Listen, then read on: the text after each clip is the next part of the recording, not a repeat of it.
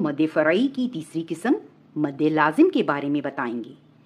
अब आप देखें कि इसको मद्दे लाजिम क्यों कहा जाता है, क्योंकि तमाम कारी हजरात मद्दे लाजिम में कसर या तवस्सुत नहीं करते बल्कि तूल करते हैं, और तमाम कुर्रा के नज़दीक क़िरात में मद्दे लाजिम में तूल करना लाजिम है। यानी इसको हमने 3, 5 या 6 अलिफ के बराबर लंबा पढ़ना है, खींच कर पढ़ना है। ठीक है। मद्दे लाजिम का कायदा। अब हम कायदे को देखते हैं। कायदा ये है, हरूफ मद्दा या हरूफ लीन के बाद तशदीद या सकून असली हो। ठीक है। अब इस कायदे को समझते हैं। सबसे पहले तो आया है लफ्ज़ हरूफ मद्दा। अब आपको पता है कि हरूफ मद्दा 3 है। ठीक है। अलिफ मद्दा, वाव मद्दा और या मद्दा, और इनकी पहचान भी हमने आपको करा दी है। और इसी तरह खड़ी हरकत भी हरूफ मद्दा का कायम मकाम है।